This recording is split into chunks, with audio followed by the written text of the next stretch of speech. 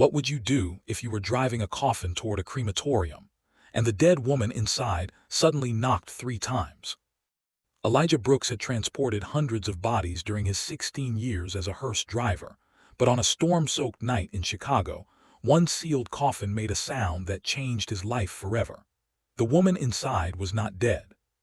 She was drugged, bound, dressed for her own funeral, and scheduled to be reduced to ashes before sunrise. She was also Sofia Bellandi, the missing heiress to one of the most feared criminal families in America. By opening that coffin, Elijah did more than save a woman's life. He exposed a conspiracy involving corrupt police officers, bought judges, a murdered crime boss, and an uncle willing to burn an entire city to steal an empire. Before the sun rose, every killer in Chicago would be searching for Elijah. But they were about to learn something the world had forgotten.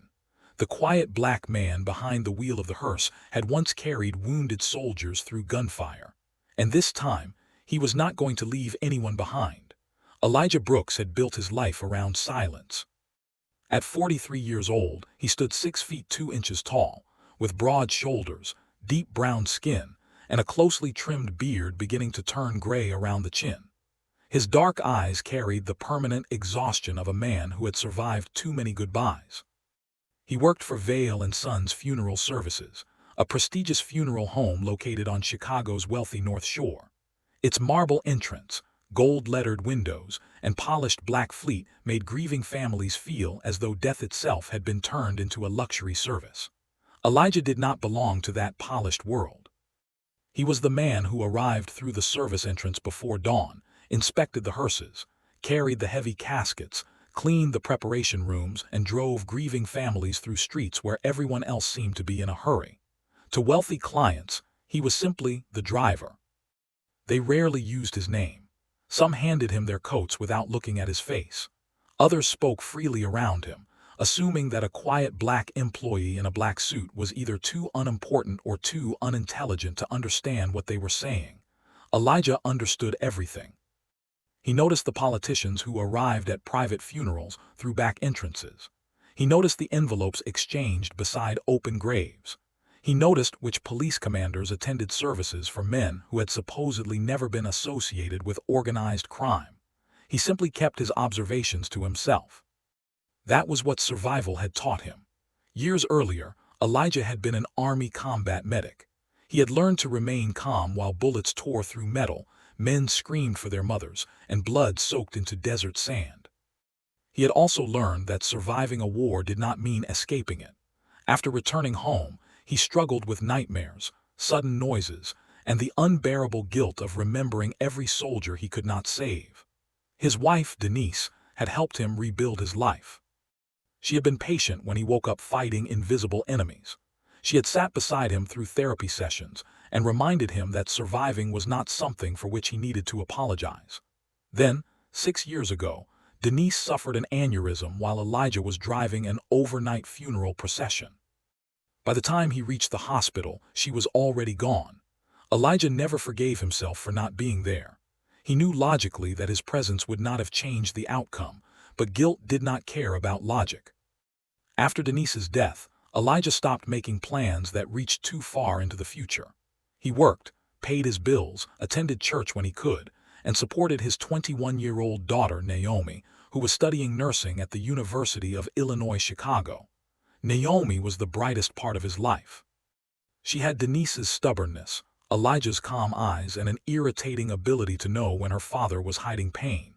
She called him every evening. Even when she was overwhelmed with exams, hospital rotations, and rent she pretended not to need help paying, she never missed a call. On the night everything changed, Naomi called at 11:47 p.m. Elijah was alone in the funeral home garage, polishing water spots from a 1978 Cadillac hearse used for high-profile services. Rain hammered the metal roof while thunder rolled over Lake Michigan. "You're still working, aren't you?" Naomi asked. "I am standing in a peaceful building minding my business." "That means yes. It means your father has strong professional values. It means Arthur Vail is using you because you never tell him no." Elijah smiled despite himself. Arthur Vail owned Vail & Sons. He was a narrow-faced man in his late 50s who wore expensive suits, spoke softly, and had the unsettling habit of smiling whenever someone else was uncomfortable. Arthur had inherited the business from his father, though he behaved as if he had personally invented funerals. "He pays overtime," Elijah said. "He pays just enough to keep you from quitting. Shouldn't you be studying? I'm taking a break. You have a pharmacology exam, and you have high blood pressure. My blood pressure is fine. You said that before the doctor put you on medication." Elijah leaned against the hearse and closed his eyes. For a few seconds he allowed himself to enjoy the normality of the conversation. "Study for your exam, Naomi. Go home before sunrise, Dad." "I will. You promise?" Elijah hesitated. Naomi caught it instantly. That was a suspiciously long silence. "I promise I'll try." "That is not a promise. It's the best you're getting." She sighed dramatically. "I love you. I love you too." Elijah ended the call just as the garage door began to rise. A black transport van rolled inside through the rain. Two men stepped out wearing dark overcoats. Neither looked like a funeral home employee. One was tall and pale, with a shaved head and a thick scar curving beneath his right ear. The other had a square body, a red tie, and the flattened nose of a former boxer. They opened the rear doors and pulled out a bronze casket with gold handles. Arthur Vale appeared from the corridor as though he had been waiting nearby. He was dressed in a charcoal suit despite the late hour. "Elijah," Arthur called, "we have an immediate private transfer." Elijah checked the clock. It was 12 minutes after midnight. "To which hospital?" "No hospital." Arthur handed him a sealed folder. The name printed across the front made Elijah pause. Sofia Isabella, Bellandi. He had seen that name on every Chicago news channel during the past week. Sofia Bellandi was the 34-year-old daughter of Antonio Bellandi, the recently deceased head of the Bellandi organization.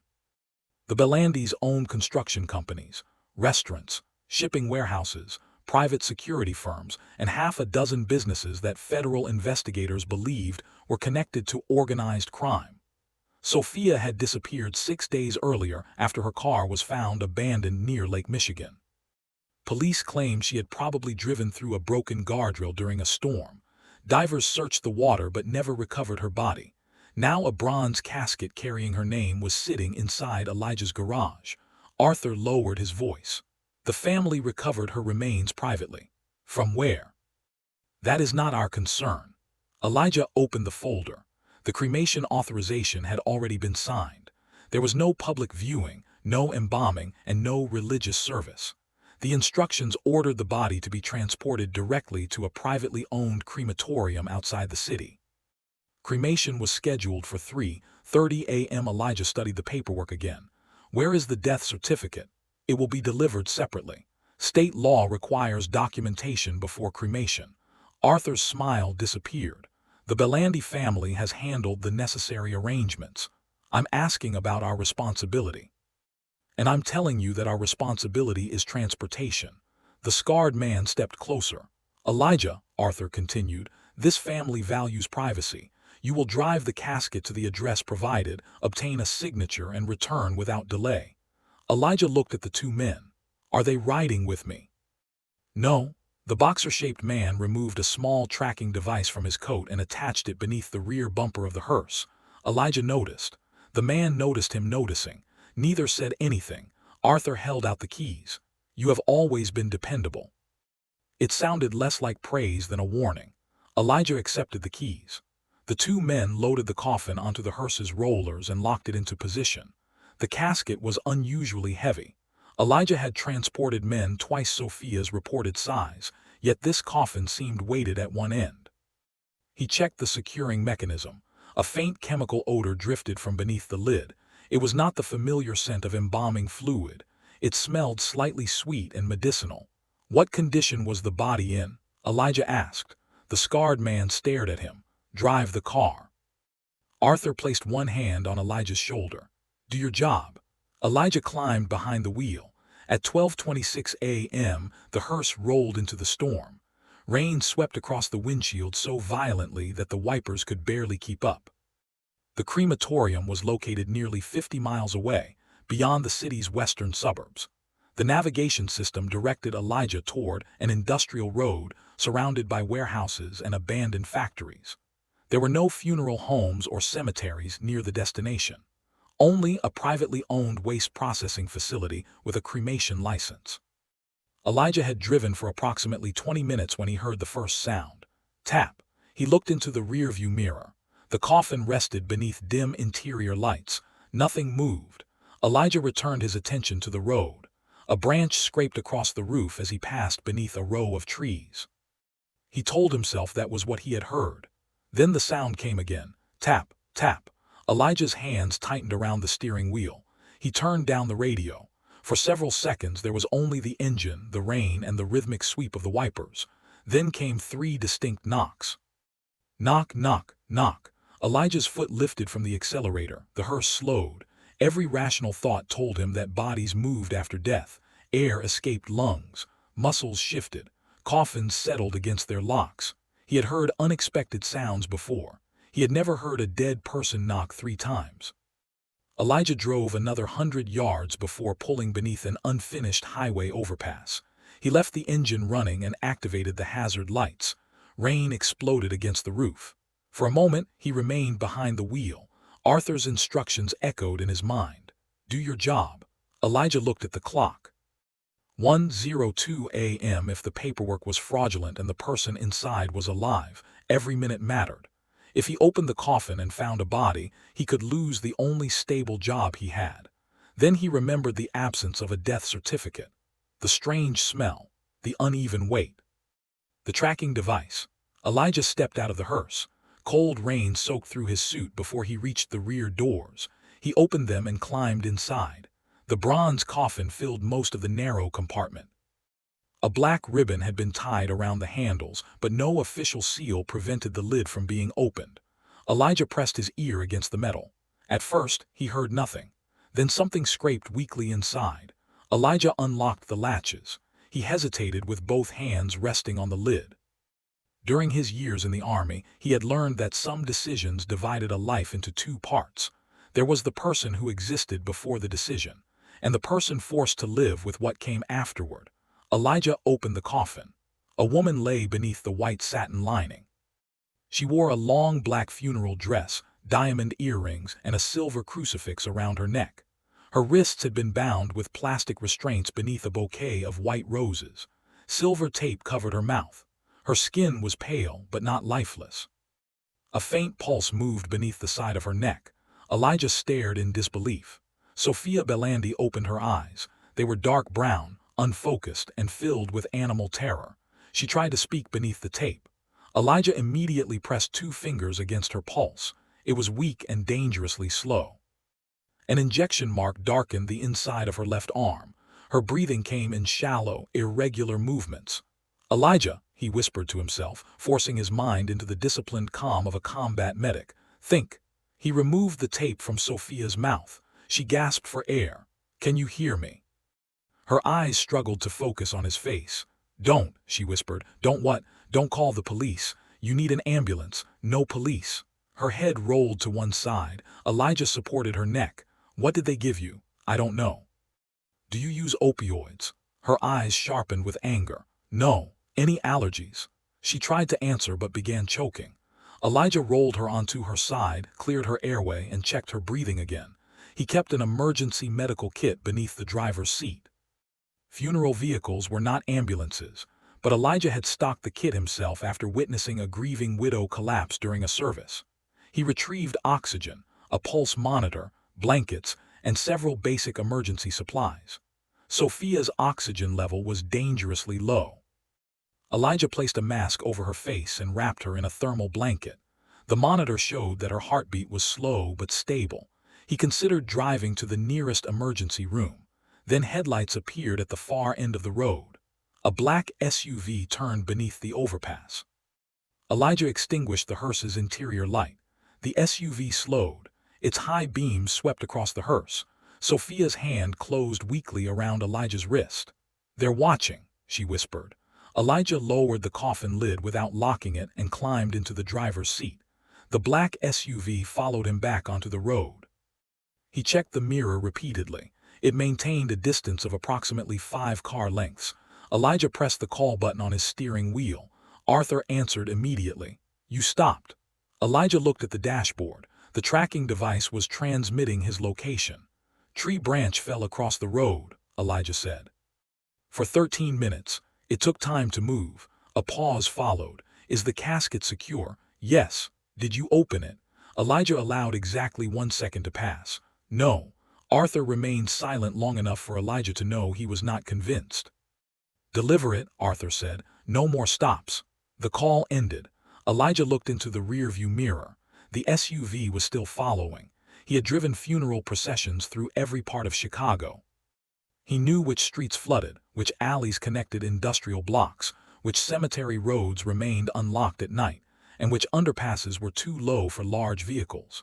He also knew the old Cadillac hearse was built on a powerful commercial chassis. Elijah accelerated. The SUV matched his speed. He turned onto a narrow service road running beside a railway line. The hearse's rear compartment shook as its tires struck broken pavement. Sofia made a faint sound from inside the coffin. "I know," Elijah called. "Hold on." The SUV closed the distance. Elijah saw 2 men inside. The passenger raised a phone. Seconds later, Elijah's own phone rang. Arthur again. He ignored it. At the next intersection, Elijah turned toward Holy Cross Cemetery.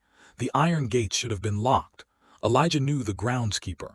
He also knew the electronic access code had not changed in 7 years. He entered the code through a side keypad. The gates opened. Elijah drove through and immediately pressed the control to close them. The SUV attempted to follow. The iron barrier slammed into its front bumper, forcing the driver to stop. Elijah did not wait.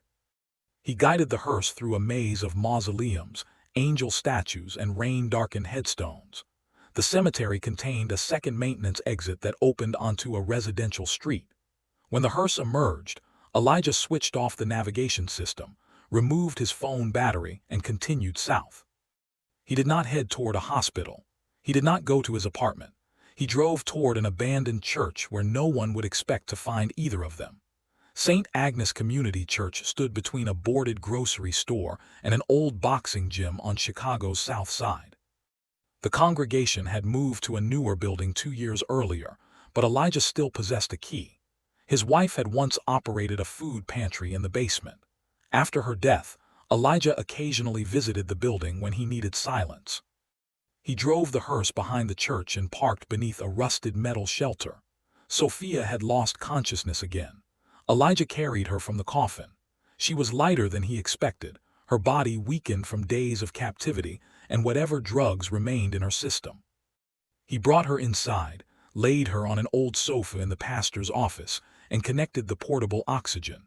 For the next 40 minutes, Elijah monitored her breathing and pulse. He cleaned the injection site, checked for hidden injuries, and searched her funeral dress for anything that might identify what had happened. Bruises circled both wrists. A dark mark covered part of her shoulder. There were no gunshot or stab wounds. Someone had wanted her alive until the moment the crematorium doors closed. Sofia eventually opened her eyes. She tried to sit up. Elijah placed one hand against her shoulder. "Easy." She looked around the dark office. "Where am I?" "A church." "Which church?" "One that has been empty for 2 years." She pulled away from the oxygen mask. "The coffin. It's outside." Her breathing quickened. "You opened it. You were knocking." Sofia stared at him. "You heard me." "I almost didn't, but you did." Elijah handed her a bottle of water. She drank carefully. Her hands continued trembling. "What is your name?" she asked. "Elijah Brooks." She repeated it quietly. "Elijah." He noticed the way she studied him. Most people looked at Elijah's uniform first. Sofia looked directly into his eyes. "Were you taking me to the crematorium?" "That was the instruction." "What time?" 3:30. Sofia checked the clock on the wall. It was 2:19 a.m. A shudder passed through her body. "They wanted me awake when it happened." Elijah sat across from her. "Who?" "My uncle." Sofia's voice changed when she spoke those words. The weakness remained, but beneath it was something cold and controlled. "Rocco Bellandi?" Elijah asked. "You know the name?" "Everyone in Chicago knows the name." Rocco Bellandi was Antonio Bellandi's younger brother. After Antonio's death from an apparent heart attack, Rocco had appeared beside Sofia at press conferences, promising that the family's businesses would continue without disruption. He had also offered a $1 million reward for information about Sofia's disappearance. Sofia gave a humorless laugh. My uncle paid men to search for a woman he had already buried. Why? Because my father did not die from a heart attack. Elijah remained silent. Sofia looked down at the bruises around her wrists. 3 months ago, I discovered that Rocco was using our shipping warehouses to move fentanyl through the city. My father had rules. Those rules did not make him a good man, but drugs were forbidden. You expect me to believe your family had morals? No. The directness of her answer surprised him. My family had boundaries, she continued. Rocco had none. Sofia explained that her father planned to remove Rocco from the organization. Before he could act, Antonio Bellandi collapsed during a private dinner.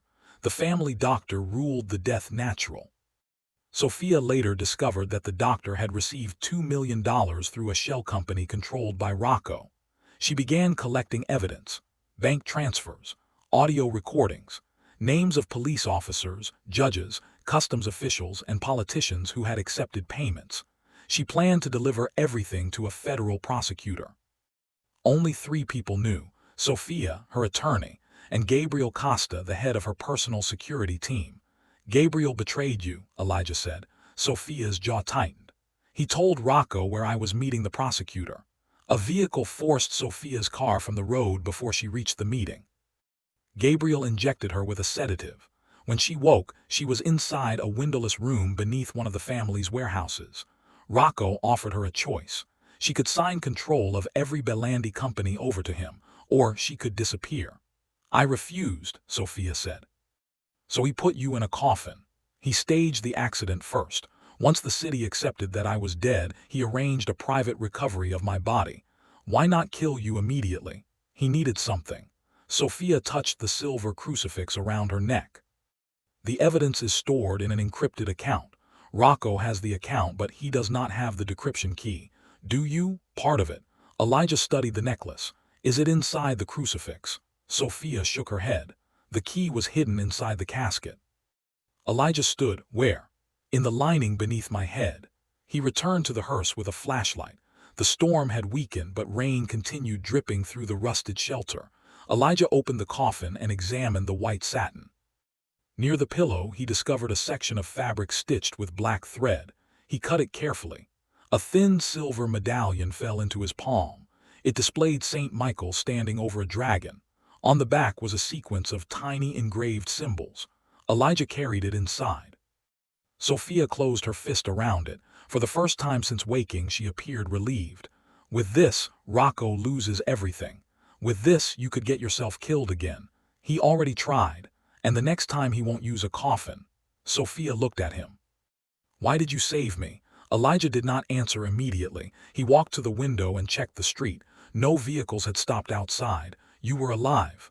That is not enough for most people. It should be. You knew who I was. Yes. You knew what my family was. Yes. And you still opened the coffin. Elijah turned toward her. I spent years watching people die because I could not reach them in time. I wasn't going to stand beside another person who was still breathing and pretend she was already gone. Sofia's expression softened. You were a medic. How did you know? The way you checked my airway. The way you keep watching my hands for tremors. Funeral drivers do not usually carry pulse monitors. I'm not a medic anymore. That is not how training works. You don't know anything about my training. No, Sofia said. But I know what it looks like when a man has spent his life rescuing people who never asked who would rescue him. Elijah's face hardened. Do not analyze me. I'm not. You are trying to make me trust you. I am trying to understand why a stranger risked his life for me. I opened a coffin. That is all. You lied to your employer, escaped men following you, brought me to a secret location and treated me while you were being tracked. Elijah glanced toward the hearse, the tracker. He rushed outside, reached beneath the rear bumper and ripped the device free. A red light blinked in his palm. He threw it into a metal trash container. It may have transmitted our location, Sofia said. It did. How long do we have? Not long. Elijah began gathering the medical supplies. Can you walk? I can try. That is not what I asked. Sofia stood, her legs immediately buckled. Elijah caught her around the waist. For a moment they remained close. Sofia's hand rested against his chest. She felt the steady strength beneath his soaked shirt and black suit jacket. Elijah noticed that her perfume had survived the coffin. It was faint, warm, and mixed with the chemical smell of the drug. He helped her sit again. "You can't run," he said. "I can shoot. Do you have a gun hidden in the dress too?" "No. Then tonight you can't shoot." Elijah opened an old cabinet. Inside were canned food, bottled water, blankets, and several boxes left from the church pantry. He found sweatpants, a hooded sweatshirt, and a pair of donated sneakers. Sofia looked at the clothes. "You want me to change? The entire city is looking for a dead woman wearing a $10,000 funeral dress. It cost 12. Elijah stared at her. Sofia almost smiled. It was the first glimpse of the woman who had existed before the coffin. "You can change behind that screen," he said. Elijah stepped into the hallway. His phone had no battery, but the church contained an old landline that still worked. He considered calling Naomi. If Arthur or Rocco knew his identity, they could find her. Warning her might save her. Calling might also lead them directly to her. Elijah dialed anyway. Naomi answered after the fourth ring. "Dad, listen carefully." Her voice changed immediately. "What happened?" "Pack a bag and leave your apartment." "Why?" "Go to Aunt Rochelle's house." "Elijah Brooks, what did you do?" "I don't have time to explain." "Are you hurt?" "No." "Are you in danger?" Elijah looked through the doorway at Sofia. "Yes." Naomi went silent.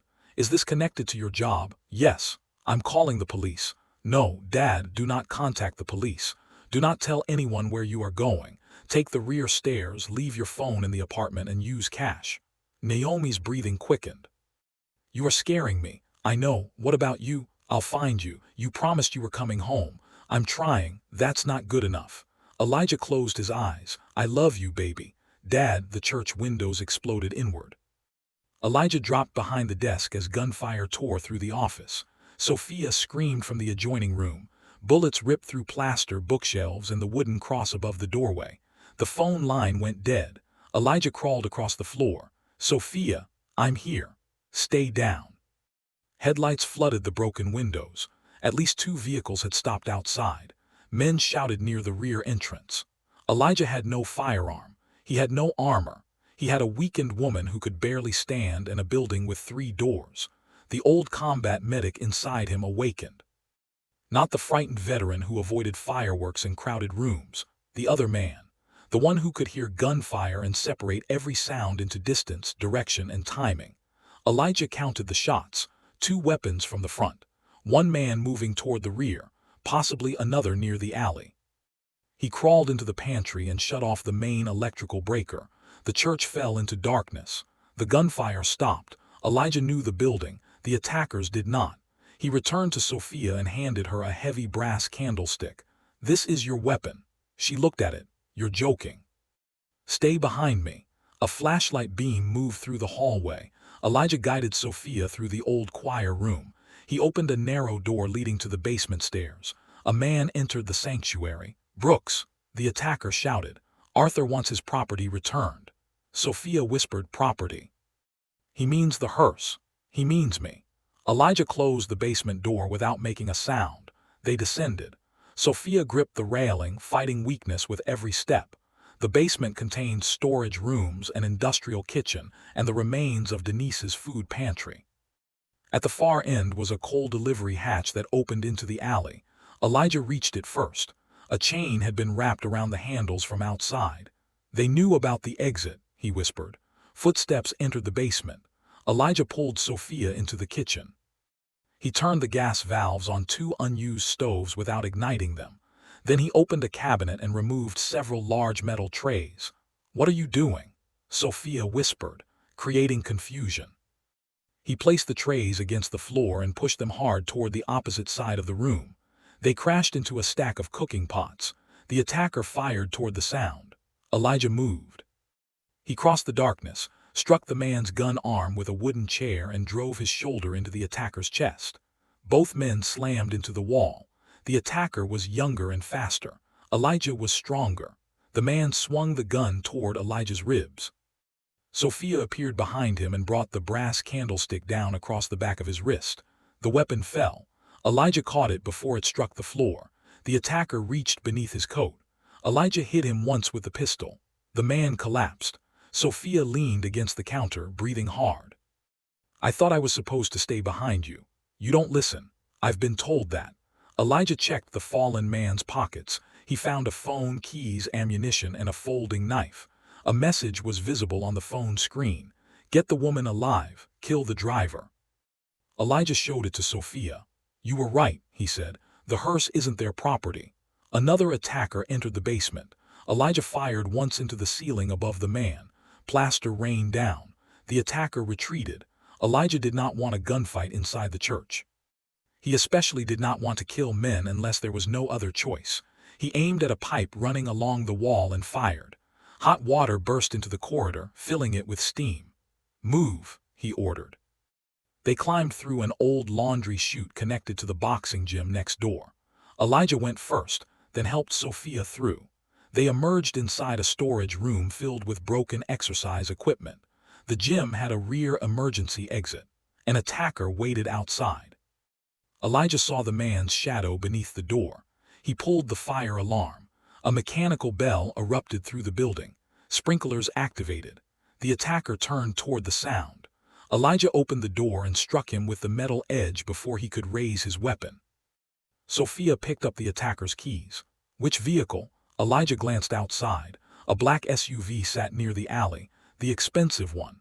They climbed inside. Elijah started the engine. Two men ran from the church. Bullets struck the rear window as Elijah accelerated away. Sofia removed the magazine from the captured pistol, checked it, and reloaded with practiced movements. Elijah looked at her. You said you could shoot. I wasn't exaggerating. Have you killed anyone? Sofia stared through the windshield. Yes. Elijah did not ask for details. They abandoned the SUV beneath a railway bridge 10 minutes later. Sofia removed the attacker's phone and the silver medallion. Elijah wiped the steering wheel, though he suspected fingerprints were the least of their problems. We need someone outside the Bellandi organization, he said. There is one person. The prosecutor you were supposed to meet, Assistant United States Attorney Myra Chen. Can we trust her? I trusted Gabriel. That does not answer my question. No, Sofia admitted. I don't know if we can trust anyone. Elijah checked the attacker's phone. Rocco's men were exchanging messages through an encrypted group. One message contained Elijah's home address. Another contained Naomi's university schedule. A third included a photograph of Elijah leaving the funeral home 3 days earlier. They had investigated him before the casket ever arrived. They selected me, Elijah said. Sofia read the messages. Arthur selected you. Why? Because you work alone, because you follow instructions, because you have no criminal record and no connection to my family. Elijah scrolled further. A message from Arthur Vale answered the question. BROOKS will not open it. He never questions authority when his job is at risk. Elijah read the sentence twice. All the years he had been loyal. All the nights he had accepted extra work. All the insults he had ignored because he needed health insurance and tuition money. Arthur had not valued his dependability. He had mistaken it for obedience. Sofia watched the anger settle across Elijah's face. He underestimated you, she said. So did you. I was unconscious inside a coffin. You looked surprised when I fought back. I was surprised because you refused to kill them. Elijah handed her the phone. Taking a life is easy. Living with it is the part nobody prepares you for. Sofia lowered her eyes. You think I'm a monster. I think your family built an empire that destroys people. That was not my question. Elijah looked at her. I don't know what you are. Sofia nodded slowly. That makes two of us. They walked several blocks before finding a 24-hour laundromat. Elijah purchased cheap clothes from a vending machine and used cash to pay a taxi driver waiting outside a nearby diner. They traveled to a motel near Midway Airport. The clerk barely looked up when Elijah requested a room. Inside, Sofia sat on the bed while Elijah closed the curtains. He cleaned a cut on her shoulder where glass from the church window had struck her. She watched his hands. They were large and scarred but gentle. You keep saving people, she said. You keep making it necessary. Is that your way of flirting? No, you should practice. Elijah almost smiled. Then he remembered Naomi. He turned on the attacker's phone and called her.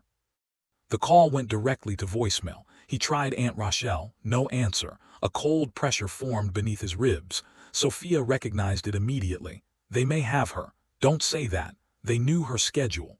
I told her to leave. You called from the church. Elijah looked at Sofia.